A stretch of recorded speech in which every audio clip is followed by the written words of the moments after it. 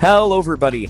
Today I will be giving you a tutorial on two different password systems that you can use in your community worlds or private world. The password doors I'll be going over will be a order-operated password door or a combination password door. Now, I say password door, but this can really be hooked up into anything. Personally, my favorite is the order-operated password. An order-operated password is a door where all of your inputs must be pressed, but they must be pressed in the right order. If you do anything out of order, the door will simply not open. This is absolutely perfect for any kind of puzzle map or escape room you might be building. For example, maybe you want, let's say you have 4 different colors. You have red, you have yellow, you have blue, you have green, right? Let's say the blue button needs to be pressed second. You could paint 2 random props blue in the map, and people go, oh, there's 2 blue gnomes, there's 3 yellow flowers, there's 1 green snowman, right? And so, oh, 1 green snowman, press that one first. 2, like, you get the idea. It's a really good door. And it's perfect for puzzle maps because it's a really easy way of turning colors and numbers into an actual little puzzle. Second is the combination door, which is, honestly, it's dead easy. You could have your 3-year-old younger cousin build this for you. It's not complicated. You can build it in 5 seconds flat, and it's probably the easiest thing to make. I learned this kind of a door in Minecraft back when all we had was levers, torches, and redstone dust. It's easy.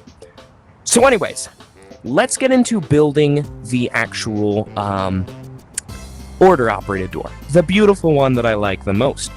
Let's get into the tutorial. You've waited long enough. Let's get going. See ya. So now we're here in front of our beautiful little production center. So first things first, let me get my inventory organized. We are going to be starting off with this here AND gate. It is going to be our starting point. So, the door itself is actually incredibly easy. It's just one single circuit. I'm going to walk you through. So here we have our AND gate. It's going to point in the direction that you want your output, and your input is going to be over here. We're going to start off by placing a single delay block. Make sure that that's wired into this. Oh, wow, achievement complete, Master Builder 3. Apparently, I'm a Master Builder. That's how you know you can trust me. So anyways, we have our AND gate. We're going to plug a delay into it. From that, we are going to grab an SR latch and plug that into the AND gate. Make sure that its kill port is facing up. From that point, we can now grab a 2 long wire, place that into our AND. Coming into our delay here, we will be placing 1 single T-pipe, like so. From that T-pipe, place a singular pipe, and from that singular pipe, we'll be placing an XOR gate. Important thing about this, you will be placing the side port here facing where the rest of your circuit is going to go. Next, we're going to grab 2 little elbow joints here. We're going to place them down, and we're going to place a 1x1 pipe right here.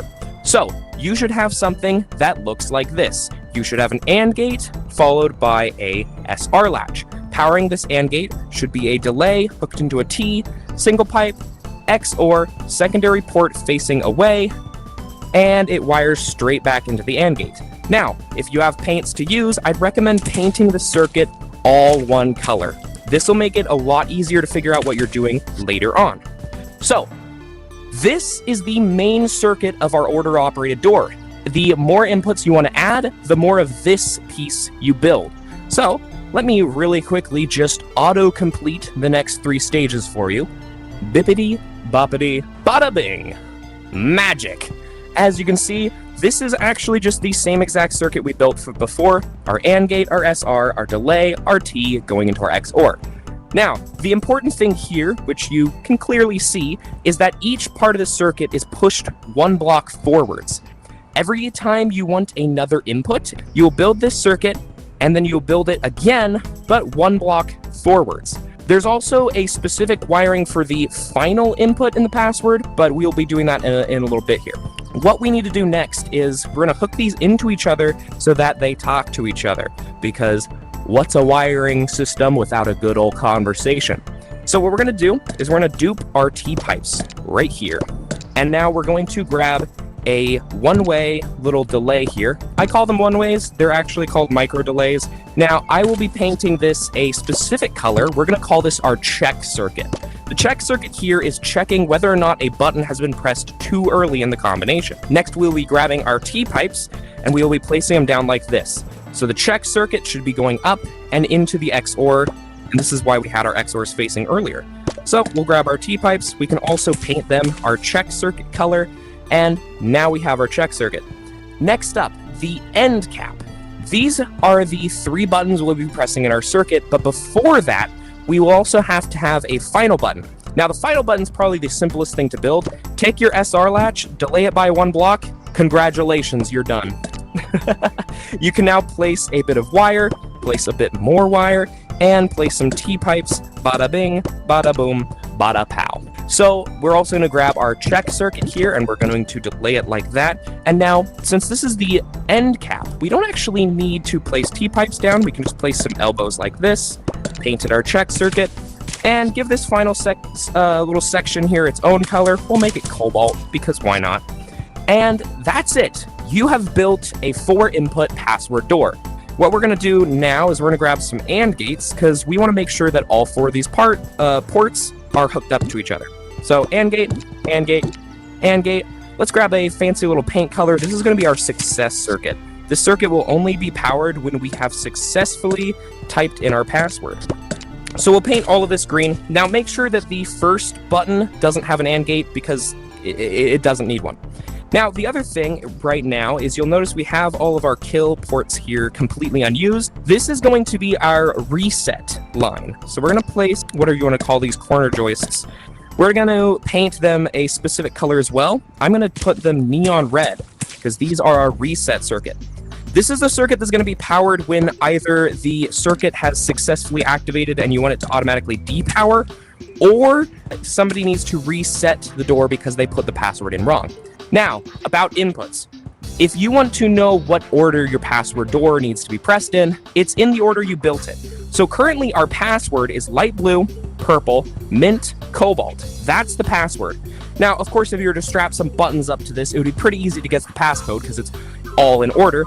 So what you're going to do, you're going to make a real quick bit of Mama Yeeps wire spaghetti stew, right? So this is just some good old, delicious, heart-healthy wire spaghetti. We can also grab our paints here and make sure that everything stays painted so it's a little easier to understand.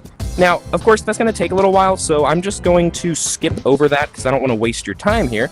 So, let me show you how to build the inputs to the wiring system itself. It's not terribly complex. I'm going to be throwing down a button. How did that button press? I was not even close to it. Anyways, button, we're going to grab a delay block as well, and we're going to grab a lamp. So we're also going to furthermore grab a SR latch, and we're going to do something a little fancy here. We're going to make this raised up 1 block here. So hold on here. So we have our button. Our button is going to go into an SR latch with its kill switch facing down. On top of that, we're going to have a delay, and that delay is going to point into our wire here. This is going to be our blue port, so we'll paint it blue. Next up, we are going to grab a T-pipe, and that T-pipe can then be followed by an elbow hooking straight into the delay. Now what we should have is a button that, when pressed, waits a second, turns on the light. Now, personally, I like to use these smaller pulse buttons because they're a little easier to utilize. Now, we're also going to place a kill switch for our password door down here as well. And we can just throw that down. We'll paint it neon red because that's our kill switch. And we'll rebuild our buttons here a couple of extra times. I will probably skip this part of the video. So see you in a quick second.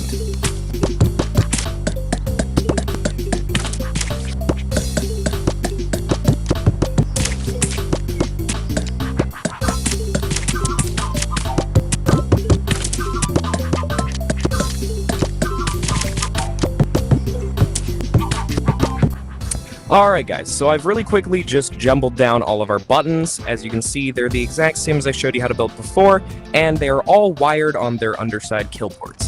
So anyways, we have our buttons, and they all should be wired directly into their ports. As you can see, we scrambled it, made some delicious spaghetti, and now we gotta set up our kill port the important thing about the kill port that you must remember when building it is you need to reset the buttons before you reset everything down here. So let's really quickly get ourselves a reset button. We're going to paint it gray, why not? And we're gonna need to hook this up into our kill switches that we've already built. So grab your wires, it's pretty basic. You don't need to see this either, so I'll probably skip through this as well. Alright, there we go. I really quickly just wired everything together. So, if I press this button, the wires should kill our buttons, and then it should also kill everything down here. Beautiful. Everything's dead. I love dead wiring. So, if you remember our password, it is light blue, purple, mint, cobalt. So, if we type in the password, light blue, purple, mint, cobalt, we should see that this final circuit here is powered, which it is. Beautiful. Now, something important to note is this wiring does take a little bit of time to compute everything, which means if you press the buttons too fast, even if they're pressed in the correct order, the door will not activate. That's why we put these delays here. You have to wait till the light turns on before you press the next button. Now, this could actually be completely circumvented if you place these buttons in different parts around the map. So if you actually decided to make a puzzle map and maybe you hid these 4 buttons around the map, then the amount of time it would take for a person to travel to each button would completely invalidate the need for delays. Anyways, we can press our reset switch right here. We can make sure that this actually timed itself well, which it is. Depending on how long your wires travel, you might be activating this too soon. So just make sure that everything resets properly. And now you could take this wiring success line and you can wire this to literally whatever you want. If you want to wire it to a door, if you want to wire it to a teleporter, to a message block, to a nuclear bomb, it can really just be attached to whatever you want. It's not complicated. Now, the other thing about this door, it's infinitely expandable. Remember, this end cap needs to be at the end, but technically you could wire up 7 different buttons and have 7 different buttons that need to be pressed in order to activate something. Now, for the sake of the tutorial, let's hook this up into something. I've got a nice little door here. Okay, I'm decapitating myself. Lovely. And if you type the password in wrong, as you can see, absolutely nothing happens. And since we made these SRs, you can't press them again. Now, it is important to make these SR latches instead of toggles because I've had it in the past back when SR latches didn't exist. I had people press buttons to undo them and somehow manage to open the door without ever pressing the password incorrectly. So, keep these SR latches. They're meant to be that. But anyways, reset our entire circuit. Also, furthermore, if you want, one thing I'd recommend is add some sort of signal to tell the person who's using the door that the password successfully reset. We're going to put a NOT gate down, and we're going to hook up a bell. Bonk. That works. So now, if we tried to put in the wrong password or whatever, and we decided, oops, I'm going to reset the door, we can listen, and you can hear the bell. Very, very quietly. You might want to hook that up to a speaker system or something, slap down a speaker, slap down a sound tap, whatever complicated nonsense you want to do, just do it. There you go. Very audible. So anyways, remember, our password, we're going to do light blue, then followed by purple, followed by mint, followed by cobalt, and our door should open. Absolutely magical. Now, one other thing. You might want this door to reset itself automatically once it's been successfully inputted. So what you do in that kind of a situation, at the very end of our success line, we are going to grab a T-pipe, we are going to grab a delay, and we're going to grab a T-pipe and put it right here. So now, the door is going to automatically turn itself off after a successful input. Okay. Sometimes the Yeeps building system drives me nuts. So now, if we were to type in our password door, and if we were to do that, the door will open, give you some time to pass through, and close. You can choose how long of a delay you want. But anyways, that is something I'd actually recommend, especially if you're using this as the door to a private world. Because you see, I actually use this in my own sandbox world. Let's go there right now. Alrighty, here we are. This is my sandbox. Welcome to my little rest spot. As you can see here, I've actually hooked up my password door right into this area here, and it works just as any other password door. Now, since I sometimes have some random people friended, I'll be building off somewhere and I don't exactly want to be disturbed, so that's why it's imperative that I keep this lock absolutely secret so that only a few close friends know how to activate it. Anyways, you can also see the wiring just by entering my house here and jumping into the basement. Whee! So, as you can see, it's a little bit different than what you've seen me build because I attached some extra sound effects to signify a correct door opening, stuff like that. But ultimately, it's the same circuit that I taught you. Look at this yellow circuit. Same exact circuit. And I've just scrambled the wires to the door in this area. Here's our wire spaghetti. And that's it. I put the SR latches a little higher up. They're a little away from the door. But at the end of the day, it's the same exact circuit. So, that's it. That is the tutorial on how to make a quick and maybe somewhat easy order-operated password door. What?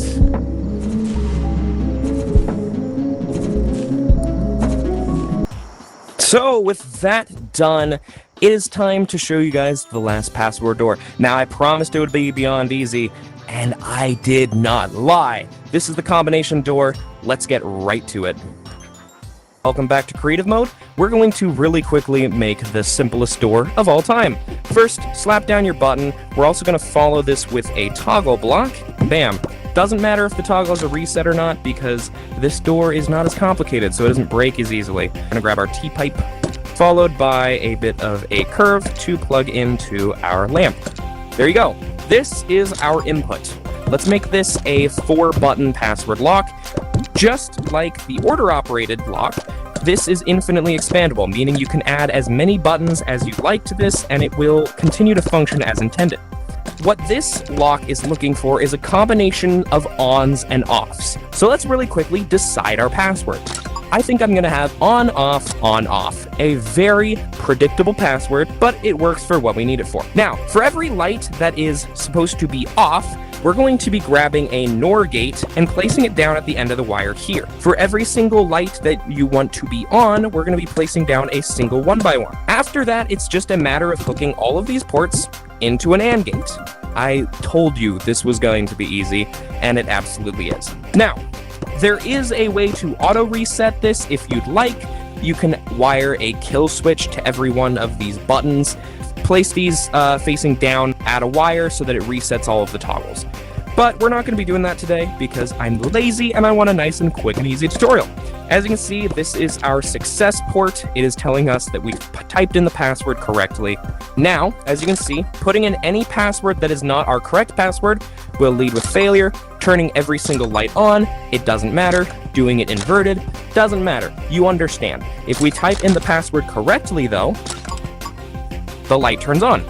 Now again, this is infinitely expandable. You can add as many buttons as you'd like. The important thing to remember is if a light should be off, place a NOT gate. If a light should be on, place a straight pipe. That's all there is to it. Super easy. Like I said, your 3-year-old cousin could build this. It's not hard. Now I'm gonna head back to the studio for an outro. So that is it, everybody. That's 2 password doors that you can already be putting straight into your community worlds or private worlds. And with the new passageways in the latest update, it is the perfect way to add entrances that only those who know the password can go to. Personally, how I can see this being used is in a community world where you want to give access to a certain room to people who maybe aren't staff or aren't VIP.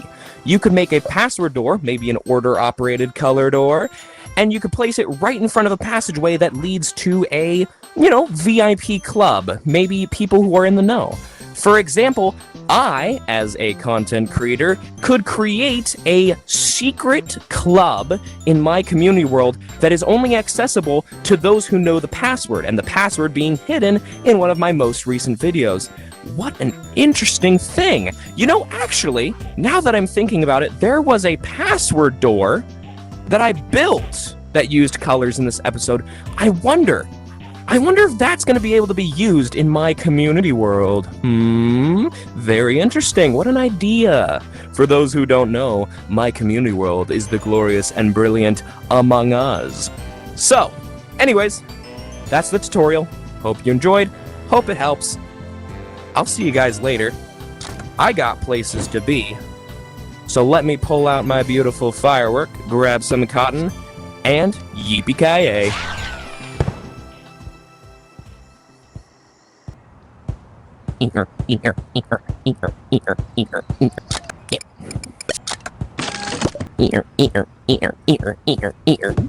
I am a magician. You've already read the